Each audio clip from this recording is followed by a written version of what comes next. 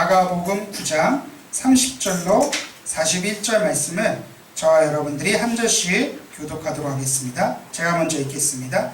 그곳을 떠나 갈릴리 가운데로 지날새 예수께서 아무에게도 알리고자 아니하시니 이는 제자들을 가르치시며 또 인자가 사람들의 손에 넘겨져 죽임을 당하고 죽은 지 3일 만에 살아나리라는 것을 말씀하셨기 때문이다. 그러나 제자들은 이 말씀을 깨닫지 못하고 묻기도 두려워하더라.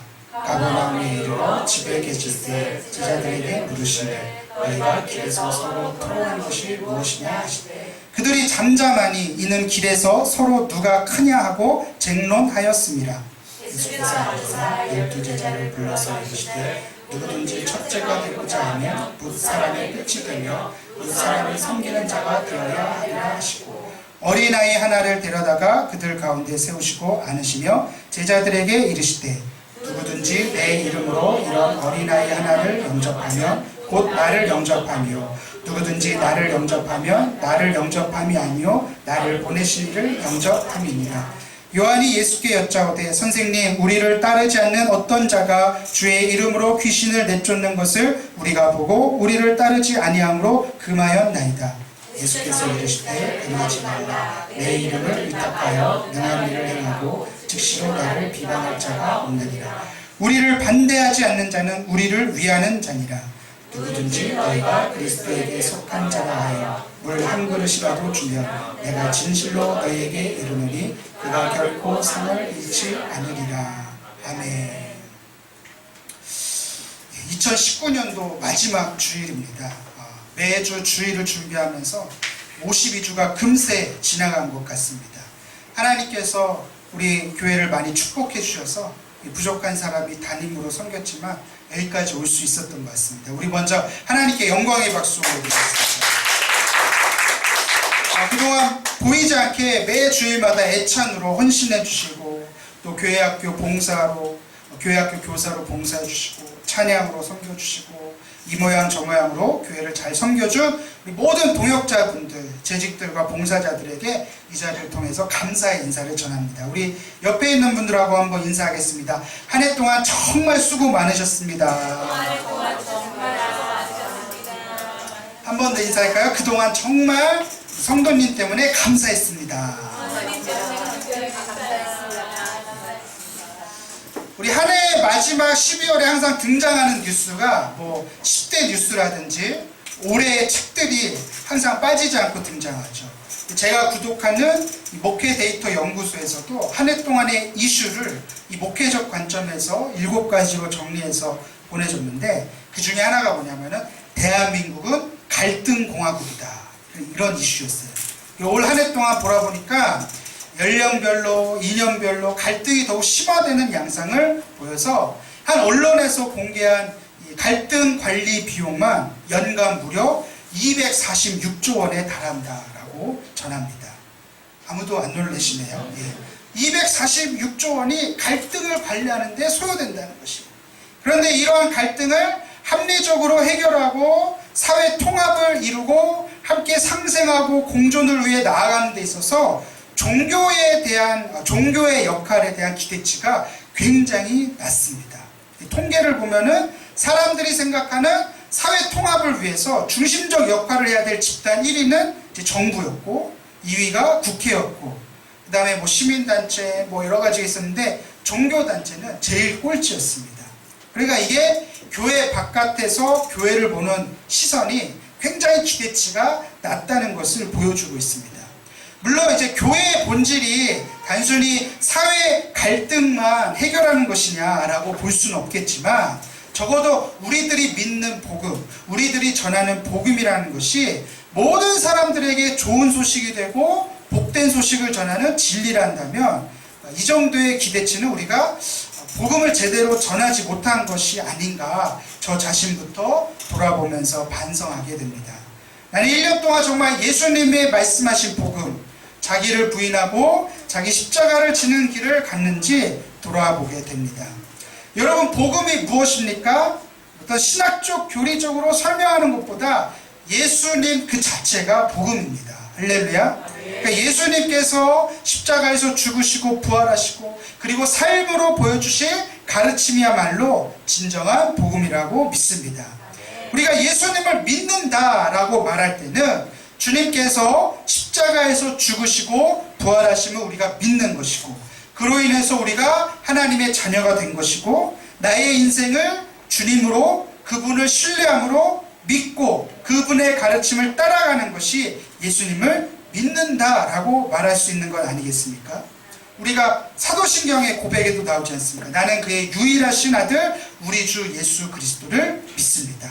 그렇다면 예수님을 믿는 삶의 중요한 모습, 예수님을 믿는다라는 이 고백이 진정성 있는 신앙의 고백이라면, 우리들의 생활 가운데 교회 안에서만 뿐만 아니라 우리들의 월, 화, 수, 목, 금, 토 일상에서 우리는 어떤 가치를 추구해야 할까요? 오늘 우리에게 주신 마가복음의 말씀을 통해서 저와 여러분들에게 주시는 주님의 음성이 있기를 주님의 이름으로 축복합니다. 오늘 본문은요, 마가복음에서만 예수님이 자신의 순환과 부활에 관해 두 번째 예고를 하시면서 이야기가 시작됩니다. 근데 예수님께서 자신이 죽고 다시 살아나실 것을 말씀하셨을 때 제자들이 아무도 이 말씀을 깨닫지 못합니다. 여러분, 제자라면, 학생이라면 이해가 안 되면 어떻게 해야 돼요? 물어봐야 돼요. 질문을 해야 돼요, 질문을. 근데 아마 이때만큼은 이 12제자들이 한국 학생들이었던 것 같아요. 엊그제 호주에서 유학 중인 청년을 만났는데 뭐가 제일 힘드냐고 물어보니까 수업 때마다 난상 토론이 벌어지는데 누구 하나 빠짐없이 자기 생각을 질문하고 답변하고 그 주장하는 바의 근거를 막 설명하는 게 자기 너무 힘들다는 거야. 왜? 한국에서 한 번도 그래 본 적이 없으니까. 그냥 선생님이 A는 B다, B는 C다, C가 되는 근거는 F다, 이렇게 알려주면 달달달달 외웠는데, 이 호주에 가보니까 그날의 주제에 대해서 자기 생각을 얘기하고 그 생각, 왜 그렇게 생각하는지에 대한 또 근거를 얘기해야 되니까 자기가 처음에 갔을 때 별명이 스마일맨이었대요. 스마일맨. 뭐 얘기만 하면 그냥 뭐 이렇게 하니까 뭐 말을 못하니까 그냥 씨 웃기만 하니까 별명이 스마일맨이었대요. 이 본문의 제자들도 마찬가지. 예수님께서 자신의 죽음과 부활에 대해서 가르쳤을 때 그 어떤 누구도 물어보기조차 어려울 정도로 두려워했다라고 말합니다. 그런데 이 한 절만 넘어가면요, 이 질문조차 하기 어려웠던 제자들이 갑자기 토론을 하기 시작해요. 이른바 갑분토. 갑자기 분위기 토론하는 분. 예수님께서 이렇게 보니까 제자들이 아주 진지한 자세로 토론에 임하니까 궁금하기도 하고 어쩌면 이런 기대가 있었을지도 모르겠어요. 이제 제자들이 내가 얘기했던 죽음과 부활에 대해 정말 서로 토론을 하는 것이다 라고 예상을 했을 수도 있겠죠. 그런데 그 토론의 주제는 예수님의 예상과 전혀 다른 주제였어요. 과연 무엇에 대해 제자들이 토론했을까요? 함께 34절 말씀을 화면 보시면서 읽어보도록 하겠습니다. 시작! 그들이 잠잠하니 이는 길에서 서로 누가 크냐 하고 쟁론하였습니다. 여러분, 예수님의 심정이 굉장히 안타깝고 어쩌면 실망스러웠을 것입니다. 아마도 예수님은 예루살렘과 물리적인 거리가 가까워지면서 자신이 반드시 해야 할 인류 구원의 사명, 즉 메시아로서 십자가에서 죽으셔야 하는 운명을 이제 바라보고 계셨을 텐데, 그래서 가이사랴 빌립보에서 첫 번째 예고를 하셨고 오늘 본문에서 두 번째 예고를 하셨는데, 제자들의 관심은 온통 어디에 있었습니까? 누가 더 큰 사람이냐, 누가 더 높은 자리에 앉을 것이냐에만 관심이 있었습니다. 그러나 저는 이 본문을 가지고 이 12제자를 깎아내릴 수만은 없지 않냐, 이런 생각을 해봅니다. 왜냐하면 적어도 여기 나오는 12명은요 자신의 보금자리를 뒤로 하고 자신의 생업도 버리고 가족을 뒤로 한 채로 예수님을 따라갔던 사람들 아닙니까? 여러분, 혹시 이 자리에 그렇게 하실 수 있는 분 계십니까? 예. 누군가 나를 따르라 할 때 내 집도 포기하고 내 가족도 포기하고 생업도 뒤로 한 채 따라갈 자신이 저에게는 없습니다. 저만 없나요? 네. 한번 잘 생각해 보십시오. 그렇게 모든 것을 포기하고 따라갔을 때는 그 따름에 대한 보상 심리가 있지 않았을까요? 저라면 있었을 것 같아요. 내가 이렇게까지 했는데 우리 주님께서 뭐라도 좀 주시지 않을까? 어떤 높은 자리를 바라보게 만들진 않았을까요? 여러분, 우리에게도요, 사실은 그러한 보상 심리가 있습니다. 저라고 없을까요? 목사인 저도 하나님께 나아갈 때 어떤 보상 심리를 기대할 때가 있어요. 하나님, 제가 이렇게 했으니까 하나님께서 저에게 이렇게 해주십시오. 우리 좀 더 솔직하게 고백할까요? 하나님, 제가 교회를 위해서, 우리 성도들을 위해서 이렇게 헌신했으니까 이번 주일에는 새 가족들이 구름대같이, 얼대같이, 바람같이 오게 해주십시오. 교회를 방문하신 분들이 많이 왔으면 좋겠습니다. 여러분들은 어떻습니까? 하나님, 제가 이렇게 했으니까 우리 자녀들이 이렇게 복을 받았으면 좋겠습니다. 하나님, 제가 이렇게 했으니까 제가 다니는 직장에서, 어떤 프로젝트에서, 아니면 어떤 사업장에서 어떤 결과를 바라지는 않습니까? 여러분, 이 보상 심리가 갖는 힘이 굉장히 강력해요. 그래서 이 보상 심리의 원리를 갖고 만든 교회학교 프로그램 대표적인 것이 달란트 시상, 달란트 잔치 아닙니까? 그렇게 나오라고 애써도 안 나오던 애들이 달란트 잔치 한다고 하면은 물건 좀 보여주세요, 이렇게 연락을 해오질 않나? 그렇게 해서라도 교회에 나와서 복음을 듣고 변화되기를 기대하는 마음으로 하지만 선물만 받고 변화되지 않을 때 얼마나 마음이 어려운지 모르겠어요. 여러분, 그것이 나쁘다 좋다 평가하는 것은 섣부른 판단입니다. 우리가 씨앗을 뿌릴 때가 있고, 뿌린 씨앗이 언젠가 열매를 맺을 때가 있고, 거두게 하시는 이는 하나님이시기 때문입니다. 그러니까 제가 드리고 싶은 핵심은 제자들이 이렇게 보상 심리를 가졌기 때문에 토론을 하는 것이 아니었는가, 그리고 또 그런 모습이 솔직히 우리들의 모습은 아닌가. 지난 한 해를 돌아보면서 내가 하나님을 정말 신실하게 따른다 했지만 때로는 그러한 보상 심리로 주님 앞에 나아간 적은 없었는가, 진지하게 우리 자신을 돌아보게 됩니다. 물론 하나님은요, 우리에게 상을 주시는 분임은 틀림없습니다. 아멘. 믿음이 없이는 하나님을 기쁘시게 하지 못하나니 하나님께 나아가는 자는 그가 계신 것과 그가 자기를 찾는 자들에게 뭐 주시는 이심을 믿어야지냐? 상 주시는 이심을 믿어야지냐? 우리가 시편 23편에서도 원수의 목전에서 상을 베풀어 주신다라고 말씀하지 않습니까? 그럼 뭐가 정답이에요, 목사님? 정답은 안 알려줌. 정답은 없습니다. 하나님과 나와의 관계에서 어떤 정답이 주어지는 경우는 별로 없어요. 하나님은 우리들의 얄팍한 이성과 논리로 다 설명이 되지 않는 분이기 때문에 그렇습니다. 그래서 제가 신학교에서 어떤 박사님이, 어떤 교수님이 뭐가 이렇게 모호할 때는 하나님의 자유로운 주권 그러면 대충 맞대요.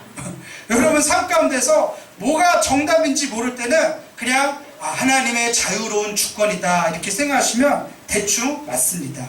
그래서 우리가 엎드려 기도해야 되고 주님의 뜻을, 주님의 은혜를, 주님의 긍휼하심을 구할 뿐이죠. 그런데 우리 안에 있는 이 하나님의 형상으로 이 문제를 접근해 보면 뭔가 좀 답이 나올 수도 있습니다. 우리 엊그제가 크리스마스였죠. 그리고 이때쯤 되면은 크리스마스 선물을 자녀들에게 주지 않습니까? 물론 산타 할아버지가 준다고 이렇게 말은 하지만 부모가 주었던 산타 할아버지가 주었던, 저도 어렸을 때 사진 보면은 이렇게 산타 복장을 한 어떤 아저씨 곁에 이렇게 앉아가지고 좋아하고 있는 그런 사진이 있는데요. 그런데 갑자기 목이 메이네. 그런데 부모 입장에서 아이들에게 선물을 기쁨으로 주고 아이들도 그 선물을 통해서 기뻐하지만 그 선물을 준 부모를 더 존중하고 그 선물을 주신 부모를 더 귀하게 여기고 고맙게 여길 때 부모 입장에서는 더 흐뭇하지 않습니까? 그렇죠. 무슨 산타가 부모가 다 해준 건데. 여러분, 우리 하나님도 마찬가지예요. 우리 하나님께서 우리에게 상을 주실 때는 그 상으로만 기뻐하고 그 상만 바라고 그런 것이 아니라 그 상을 주신 하나님을 더 귀하게 여기고 그 상을 주신 하나님, 이 상이 어디에서부터 비롯됐는가를 깨닫고 더 귀하게 여길 때 하나님의 마음이 흡족하지 않을까요? 그래서 제가 전에 섬기던 교회에서 새신자들 강의할 때 성령의 은사에 대한 부분을 가르칠 때 항상 마지막에 강조하는 것이 이거예요. 성령의 다양한 은사가 중요하지만 그 은사를 주신 분을 잊지 말아야 한다. 그 은사를 더 귀하게 여기고 그 은사가 누구에게서 비롯된 것을 잊지 않는 성령 충만을 우리가 추구해야 된다. 이렇게 가르치곤 했습니다. 여러분, 우리 마찬가지예요. 상 주시는 이심이 누구인지를 잊지 않는 것이 중요해요. 그래서 다시 본문으로 돌아와서 그렇다면 이 보상 심리에 빠져 있어서 누가 더 크고 높은 사람인지 토론하고 있는 제자들에게 과연 예수님은 어떠한 말씀을 하셨을까요? 우리 다 같이 한 목소리로 35절 말씀을 읽어보도록 하겠습니다. 시작! 예수께서 앉으사 12제자를 불러서 이르시되 누구든지 첫째가 되고자 하면 뭇사람의 끝이 되며 뭇사람을 섬기는 자가 되어야 하리라 하시고. 여러분, 우리가 주님께 기대하는 보상심리하고는 굉장히 거리가 먼 이야기 아닙니까? 너희가 원하는 바 첫째가 되고 싶으냐, 큰 사람이 되고 싶으냐, 높은 자리를 원하느냐, 그러면 먼저 섬기는 자가 되어야 한다. 따라합시다. 먼저 섬겨야 한다. 무엇을 보상, 심리, 무엇을 바라기 전에 우리가 먼저 섬기는 자가 되어야 돼요. 사랑하는 성도 여러분, 오늘 주님께서 여러분들에게 요구하시는 첫 번째 말씀입니다. 우리가 섬기는 자가 되어야 된다. 어떠한 보상 심리 그걸 다 내려놓고 먼저 섬김의 길을 갈 수 있는 우리 광교순복음교회 모든 교우들이 다 되시기를 주님의 이름으로 축복합니다. 저도 이 말씀을 준비하면서 정말 많은 것을 생각하게 됐어요. 내가 큰 교회 목사가 되려고 하면 안 되지. 내가 정말 한 영혼을 귀하게 생각해야지. 그 한 영혼 때문에 섬길 때마다 정말 예수님을 섬기는 마음을 잊어서는 안 되지. 그런 마음이 개척 준비할 때는 있었는데 지나간 1년 동안 혹시 변질되지는 않았는지 예수님께 무릎을 꿇고 다시 기도할 수밖에 없었습니다. 어떤 기도일까요? 하나님, 내가 초심을 잃지 않게 해주세요. 사랑하는 성도 여러분, 우리가 예수 믿는다는 것은 보상만 바라는 것이 아니라, 축복만 바라는 것이 아니라 바로 이 섬기는 삶으로 저와 여러분들을 초청하고 계시고 있다는 사실을 믿으시면 아멘 하실까요? 이 섬김의 삶을 사는 것이 주님이 원하시는 바라는 것이죠. 어떻게 보면 하나님이 가장 귀하게 여기시는 상, 그 상이 어떤 우리가 원하는 응답 그런 것이 아니라 그 상 자체가 섬김의 삶일지도 몰라요. 우리를 가장 존귀한 자로 부르시고 가장 존귀한 자로 섬기게 만드신, 그렇다면 우리가 어떻게 섬겨야 되겠습니까? 구체적인 섬김의 가이드라인을 예수님께서 제시해 주십니다. 우리 본문 37절 말씀을 다 같이 한번 읽어볼까요? 37절입니다. 시작! 누구든지 내 이름으로 이런 어린아이 하나를 영접하면 곧 나를 영접하며 누구든지 나를 영접하면 나를 영접함이 아니요 나를 보내신 이를 영접함이라. 어떻게 섬겨야 한다고 말합니까? 어린아이 하나를 영접하며.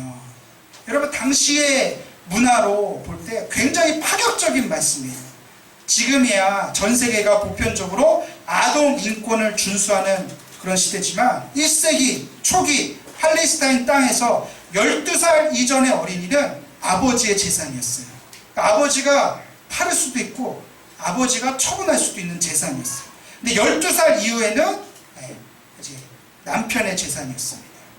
그러니까 아동과 여성의 인권이 전혀 존중되지 못하는 시대에서 예수님께서 섬김을 말할 때 가장 먼저 어린아이를 말씀하셨다는 것이 과연 어떤 의미일까요? 예수님께서 제시하신 섬김의 가이드라인 첫 번째는 가장 연약한 자, 가장 소외된 자, 가장 힘없는 자를 먼저 섬기라는 것이에요. 이해가 되시면 아멘? 그래서 어디서든지 간에 그리스도인들은 교회가 됐건 가정이 됐건 학교가 됐건 직장이 됐건 어디에서든지 간에 제일 연약한 자를 먼저 찾아야 합니다. 그리고 그들이 무엇을 필요로 하는지 관심을 가져야 돼요. 그게 예수님이 가르쳐 주신 섬김의 가이드라인 첫 번째입니다. 두 번째 가이드라인은 무엇입니까? 어린아이 하나를 영접하며 곧 나를 영접하며. 무슨 뜻이에요? 어린아이 하나를 영접하는 것이 곧 예수님을 영접하는. 무슨 뜻입니까? 섬길 때 예수님을 섬기듯이 해라. 나를 영접한 것 같이 하나님을 섬기듯이 하라는 것이죠. 이게 두 번째 가이드라인이에요. 예수님께서 원하시는 섬김은요, 가장 연약한 자를 섬길 때 그 연약한 자를 예수님처럼 동일시하라는 것이죠.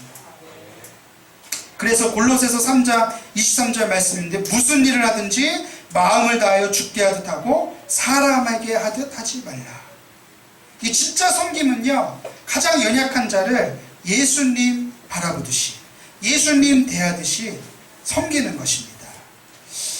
이게 쉬운 일일까요? 어려운 일일까요? 어려운 일이죠. 그런데 어떻게 생각하면 쉬운 일이라고도 생각할 수 있습니다. 왜 그러냐? 우리 모두는 예수님을 사랑하잖아요. 아이, 큰일 날 뻔했어요. 우리 모두는 예수님 사랑하잖아요.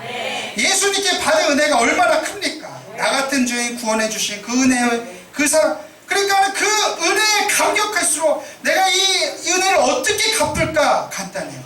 가장 연약한 자를 예수님처럼 생각하고 그 은혜로 갚으면 돼요. 할렐루야. 할렐루야. 가장 작은 자를 예수님이 자기와 동일시하셨어요. 지극히 작은 자 하나에게 한 것이 곧 내게 한 것이다. 그러니까 가장 연약하고 작은 자에게 내가 받은 은혜, 내가 받은 사랑을 섬김으로써 되갚을 때 그것이 그 사람에게만 도움이 되는 것이 아니라 예수님께도 은혜를 갚는 것입니다. 할렐루야.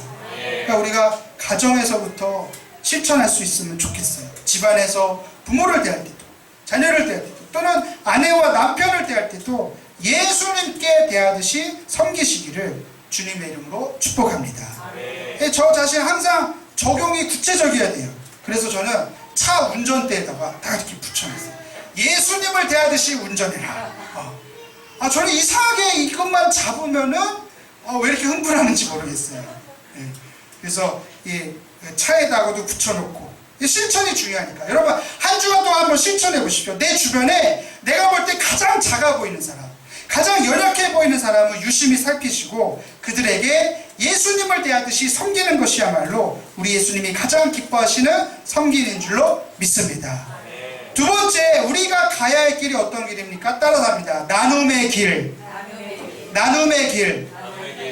예수님께서 첫 번째 섬김의 길을 말씀하셨다면 두 번째는 기꺼이 베풀고 나눌 수 있는 길을 말씀하십니다. 제자들에게 섬김의 삶을 가르쳐 주셨을 때 제자 요한이 등장해요. 이 제자 요한이 갑자기 예수님께 묻습니다.